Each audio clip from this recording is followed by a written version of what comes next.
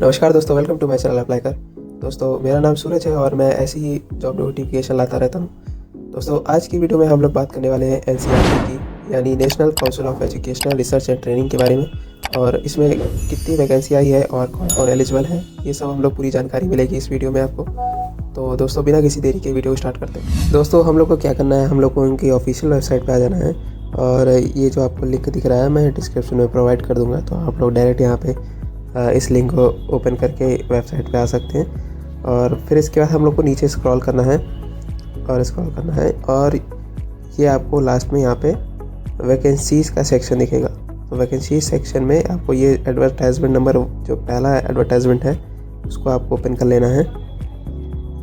Open करते ही हमारे पास ऐसा कुछ पीडीएफ टाइप का आएगा, तो इसको हम लोग पहले डाउनलोड कर लेते हैं। दोस्तों, आपको पीडीएफ हमारी स्क्रीन में नज़र आ रही होगी और हम लोग इसके बारे में बात करते हैं। तो सबसे पहले ये वैकेंसी जो आई है वो एनसीईआरटी की तरफ से आई है, national council of educational research and training. और एडवर्टाइजमेंट नंबर ये कुछ दिया गया है। और इसके बारे में बात करें तो यहाँ पे जो है ऑनलाइन पूरा एप्लीकेशन जो होने वाला है, कोई भी ऑफलाइन एप्लीकेशन हम लोग को सबमिट नहीं करना है। और 117 जो है वेरियस एकेडमिक पोजीशन इसमें आई हुई है। और ये डायरेक्ट रिक्रूटमेंट है, कोई भी इसमें थर्ड पार्टी नहीं है।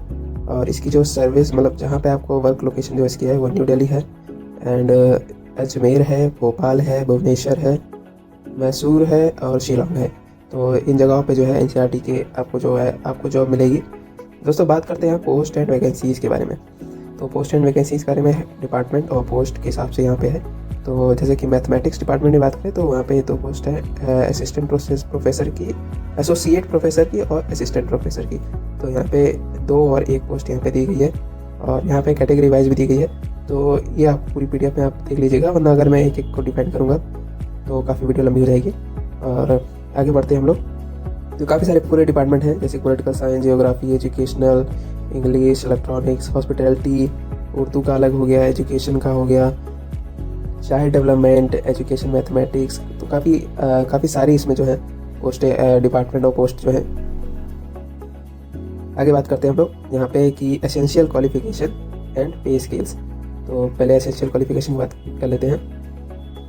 Essential qualification: experience, age of retirement on superannuation and pay scale of professor, associate professor, assistant professor, ड्यूटी librarian and assistant librarian will be as the UGC NCERT government of India norms as amended from time to time and in force at the as of closing date filling form application. तो जो भी यहाँ पे पे scale essential qualification है वो UGC NCERT के norms के हिसाब से। आगे हम लोग बात करते हैं कि क्या है।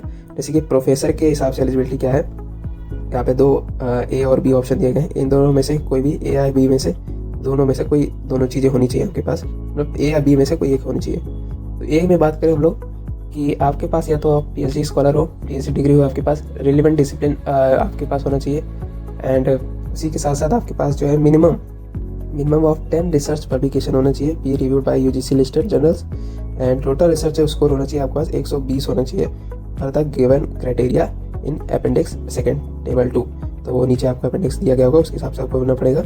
एंड दूसरी बात करें तो आप minimum of 10 year of teaching experience, 10 साल का आपके पास एक्सपीरियंस होना चाहिए यूनिवर्सिटी कॉलेज में as assistant professor, associate professor और प्रोफेसर के हिसाब से। और research experience at equivalent level at the university national level institution with evidence of having successfully guided doctoral candidate. तो आपके पास जो है 10 साल का एक्सपीरियंस होना चाहिए इस पोस्ट पे। दूसरी बात करें बी के पोजीशन की, तो आपके पास या तो आउटस्टैंडिंग प्रोफेशनल पीएचडी डिग्री हो, रिलेवेंट आपके पास जो डिसिप्लिन हो उसके हिसाब से, और साथ साथ आपके पास जो है सिग्निफिकेंट कंट्रीब्यूशन और नॉलेज का कंसर्न हो रिलेवेंट डिसिप्लिन से, supported by documentary evidence provider, and 10 साल का एक्सपीरियंस इसमें भी मांगा गया है। तो आप इन दोनों में से जिसमें भी एलिजिबल हैं आप यहाँ पे एलिजिबल हो सकते हैं। दूसरी बात करते हैं एसोसिएट प्रोफेसर के बारे में। तो एसोसिएट प्रोफेसर की एलिजिबिलिटी क्या होने वाली है? एसोसिएट प्रोफेसर की एलिजिबिलिटी होने वाली है, गुड एकेडमिक रिकॉर्ड होना चाहिए आपका, पीएचडी डिग्री होनी चाहिए रिलेवेंट डिसिप्लिन से, और साथ साथ आपके पास मास्टर्स डिग्री भी होनी चाहिए, एटलीस्ट 55% मार्क्स होने चाहिए आपके मास्टर्स डिग्री में, और minimum 8 year of experience and teaching होना चाहिए, रिसर्च इन एकेडमिक रिसर्च होना चाहिए पोजीशन में। और उसी के साथ साथ यहाँ पे जो है आपका जो यूजीसी लिस्टेड जो जर्नल है उसमें टोटल जो रिसर्च स्कोर है वो आपका 75% क्राइटेरिया होना चाहिए एज गिवन इन अपेंडिक्स 2। दूसरे हम लोग बात कर लेते हैं, आगे चल के बात कर लेते हैं हम लोग असिस्टेंट प्रोफेसर एलिजिबिलिटी ए और बी के हिसाब से। तो यहाँ पे जो है मास्टर्स डिग्री होनी चाहिए आपके पास 55% मार्क्स की, और वही कंसर्न जो है रिलेवेंट आपका सब्जेक्ट है उसके हिसाब से, इंडियन यूनिवर्सिटी के हिसाब से। एंड उसी के साथ साथ यहाँ पे जो है अब क्वालिफिकेशन के हिसाब से आपके पास national NET conducted by the UGC और the CSI or as a similar test accredited by the UGC like SLET, SET, or who are or have been awarded a PhD degree in according to the university grants।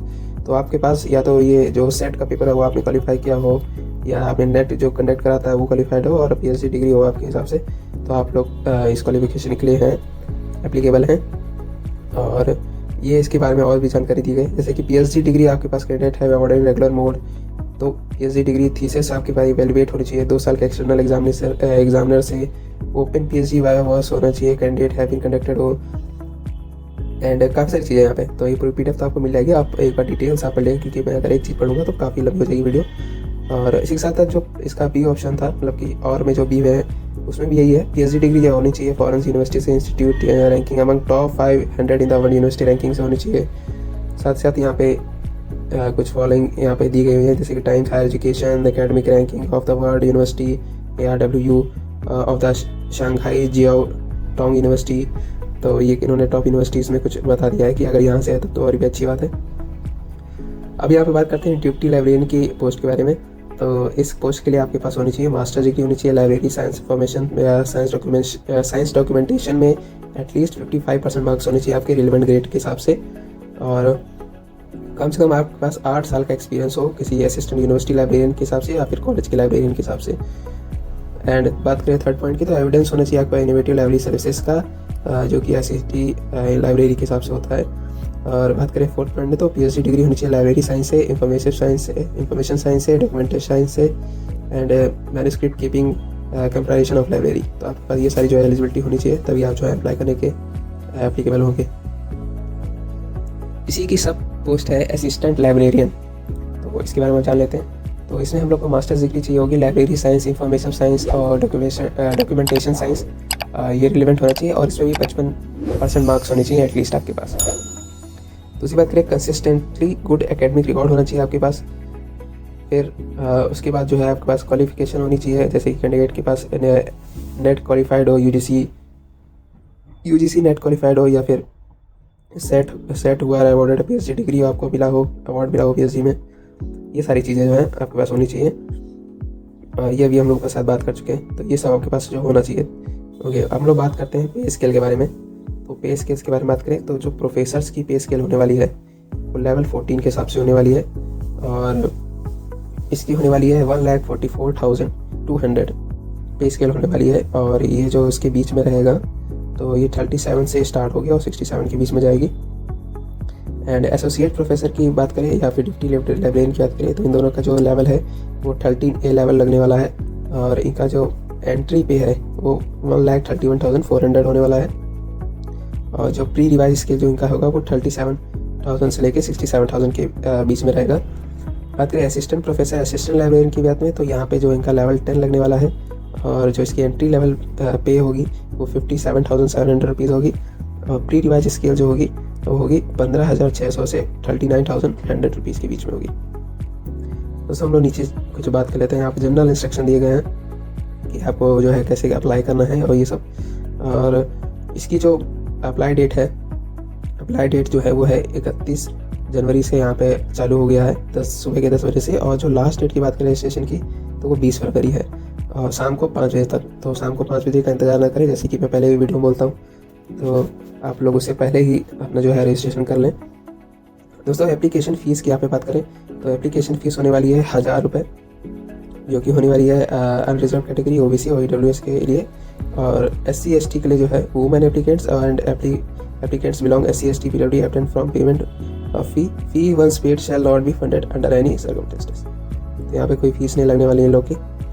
And ये सारी कुछ चीज़ें यहाँ पे दी गई हैं, instruction आप वहीं करके कर सकते हैं।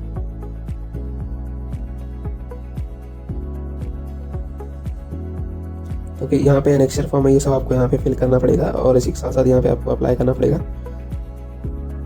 तो दोस्तों अब इसको अप्लाई कैसे करना है इसके बारे में भी हम लोग जान लेते हैं। तो आपको क्या करना है, वापस से आपको NCERT वाले पे आ जाना है और यहाँ पे जो है अप्लाई ऑनलाइन का है ऑप्शन आपको दिख रहा होगा, मैं यहाँ पे अंडरलाइन कर लेता हूँ। तो इसको आपको यहाँ पे सिंपली क्लिक करना है और सिंपली करके आपको यहाँ पे एक एक चीज़ करके यहाँ पे रजिस्ट्रेशन कर लेनी है ना, सब चीज़ें भर लेनी है और यहाँ पे लॉगिन कर लेना है। अगर आप लॉगिन कर लेना है, साथ साथ आपको यहाँ पहले रजिस्टर कर लेना है, उसके बाद यहाँ पे लॉगिन करना है और उसी के साथ हम लोग यहाँ पे फॉर्म भर लेते हैं। तो दोस्तों ये थी कुछ जानकारी, और अगर जानकारी पसंद आई हो तो वीडियो को लाइक करें, शेयर करें और चैनल को अभी तक सब्सक्राइब नहीं किया है तो सब्सक्राइब कर लें। And thanks for watching this video.